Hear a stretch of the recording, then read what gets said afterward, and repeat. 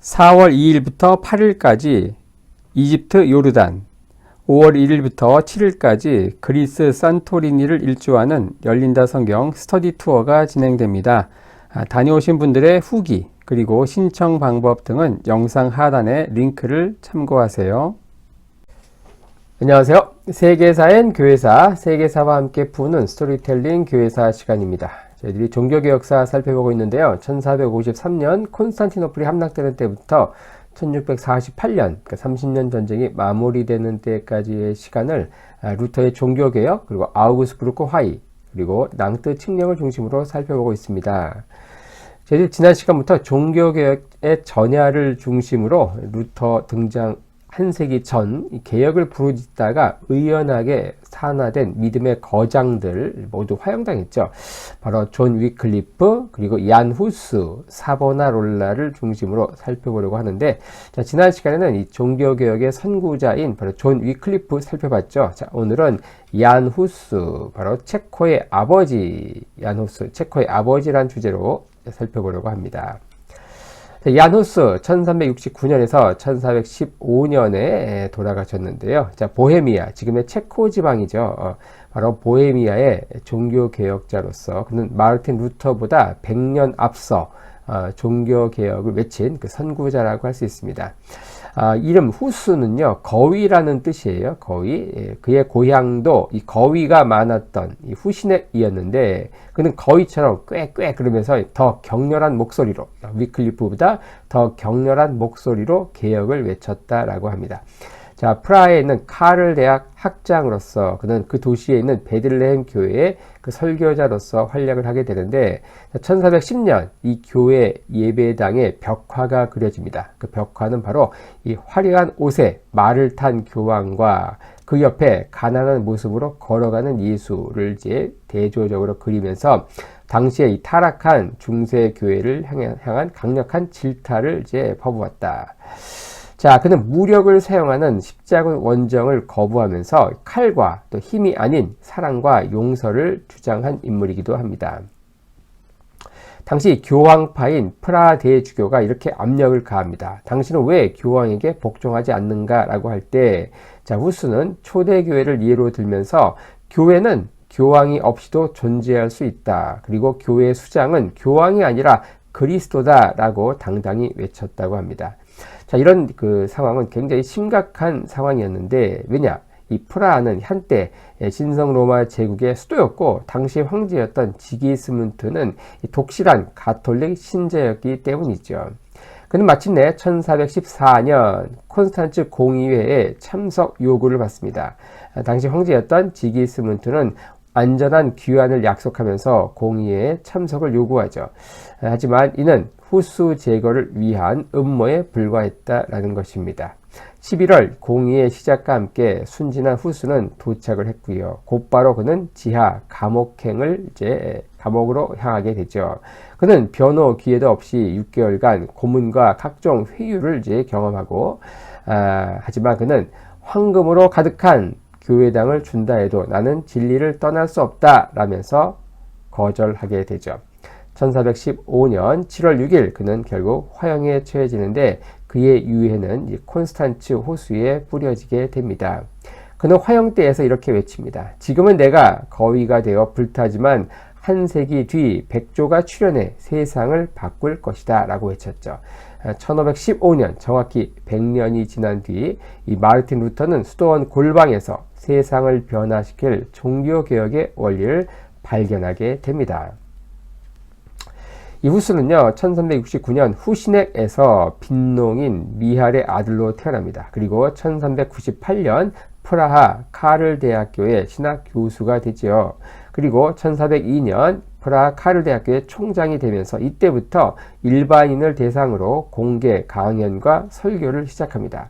그는 체코인의 단결과 독일에 대한 저항을 강조하는 등 어떤 민족주의 활동도 전개하게 되는데, 그는 수많은 설교와 강연 또 저수를 통해서 이 면죄부 판매 그리고 성직 매매 등 이 가톨릭 교회의 부패와 타락을 비판했습니다. 그리고 그에 대한 대안으로서 성경의 절대적인 권위를 강조했죠.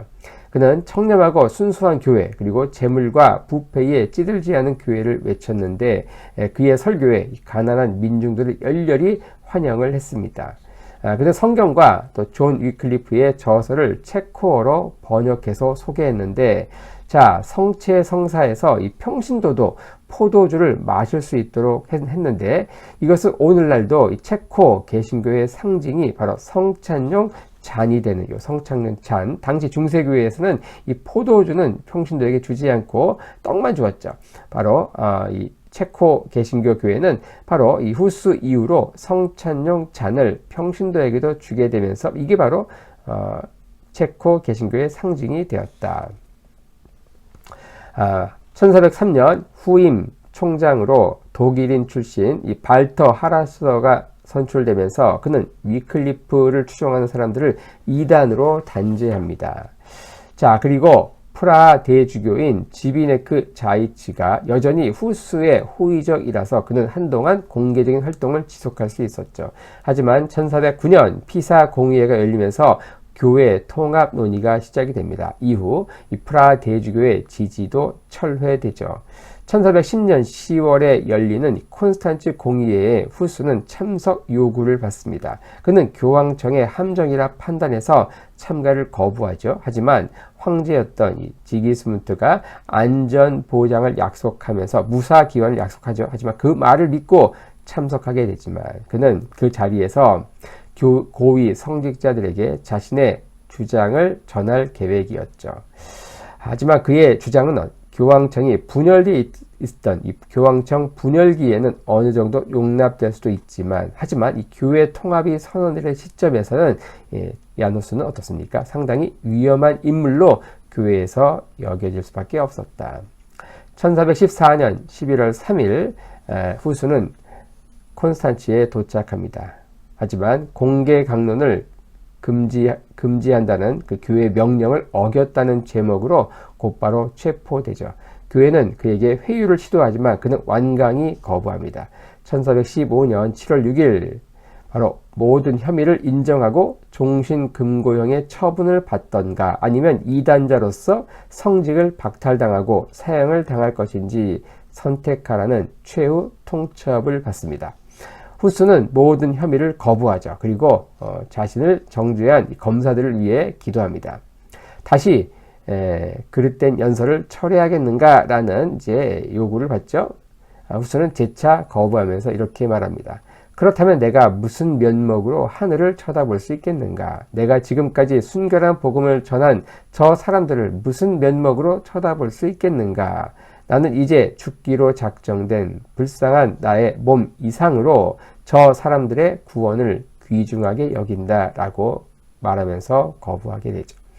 자, 주교들이 이 얀후스의 영혼을 악마에게 넘긴다라고 발언하자 후스는 가장 성스러운 주 예수 그리스도에게 나의 영혼을 맡긴다라고 받아치게 됩니다. 자, 황제 지기스문트는 자신이 안전보장을 약속한 인물을 죽이는 것을 꺼립니다. 그래서 최종 처분을 자신이 하지 않고 측근인 팔츠 선제후인 루트비 3세에게 넘기죠. 그는 결국 화형 명령을 내립니다. 자, 이때 후스는 이렇게 유언을 남깁니다. 자, 주 예수 그리스도여, 나는 당신의 복음과 말씀을 전하기 위해 인내력을 갖고 즐거이 이 두렵고 수치스럽고 잔악한 죽음을 받아들이겠습니다. 최후의 순간 황제의 연락을 받은 루트비 3세가 다시 한번 제안합니다. 혐의를 인정하면 목숨을 구할 수 있다. 하지만 그의 유언은 유명한 말이 남겨지죠. 지금은 내가 거위가 되어 불타지만 한 세기 뒤 백조가 출현해 세상을 바꿀 것이다. 바로 후스가 예언한 그 백조가 누굽니까? 바로 마르틴 루터였던 거죠. 1515년 가을 체코의 귀족들은 콘스탄츠 공의의 결정을 거부하는 결의문을 발표합니다. 그리고 4년 후인 1419년 강경 후수 지지자들, 이 후수파들은 동료들의 석방을 요구하면서 시의원들을 창문 밖으로 내던지는 1차 창문 투척 사건이 발생합니다. 교황은 체코 지방에 성무 금지령을 선포하지만 시민들은 아예 이번 기회에 빵과 포도주를 다 받는 온전한 성찬을 시작하게 된다. 그리고 교황은 십자군과 이단 신문관을 보헤미아 지방에 파견하게 되죠. 바로 이때 애꾸눈의 군사 영웅인 얀 지슈카 장군이 등장하게 됩니다. 바로 이렇게 생기신 분인데 바로 체코 민족의 영웅이죠. 4차례에 걸친 가톨릭 십자군에 맞서서 그는 전설적인 전공을 세우게 되는데 그는 체코 교회의 갱신과 아울러서 체코 민족의 독립, 즉 독일 황제로부터 그리고 이탈리아 교황의 이중 간섭에서 탈피, 벗어나고자 하는 체코 민족의 독립을 외치게 됩니다. 하지만 그는 1424년 결국 패배하게 되고 나머지 한쪽 눈도 잃고 전사하게 되죠. 자, 그의 유언은 굉장히 장엄한데, 자, 그는 이렇게 말했다고 합니다. 나의 살 가죽으로 북을 만들어 보헤미아를 위한 전쟁에서 두드리라. 이 안치슈카 장군이 죽고 나서 이 후수파는요, 온건파와 급진파로 나뉘게 되고, 분열을 하게 되고, 결국 독립투쟁은 무의로 끝나게 됩니다. 1434년 이 급진파는 리파니 전투에서 이 온건파인 양형파와 이 가톨릭 연합군에게 대패하게 되죠. 이후 급진파는 마르틴 루터의 종교개혁에 동참하게 됩니다. 이 황제의 체코 지방에 대한 박해는 1600년대 30년 전쟁까지 지속되면서 온 나라가 폐허가 되고 백성들은 유리방황하는 방랑빈민이 되죠. 그리고 19세기 중반 민족주의 열풍이 불면서 체코인들은 자신들이 단순히 오스트리아 제국의 일부가 아닌 바로 독립된 역사와 문화를 가진 국민임을 외치게 된다. 이에 따라 체코를 상징하는 대표적인 역사인물로 얀 후스가 주목받기 시작합니다. 그는 외세의 억압에 맞서 이 체코인들을 수호하고자 한 영웅으로 부활하게 되죠. 20세기 격동과 혼란의 현대사를 거치면서 이 후수파를 믿는 인구는 극소수로 전락합니다. 그럼에도 불구하고 여전히 대다수 체코인들은 얀 후스를 국가의 영웅으로 존경하지요. 이 같은 맥락에서 이 후수파 교회들도 역사적 상징성을 인정받아서 근대 문화유산으로 보존되고 있습니다. 자, 오늘은 종교개혁의 전화라는 주제로서 살펴본 두 번째 인물로서 얀 후스에 대해서 한번 살펴보았습니다.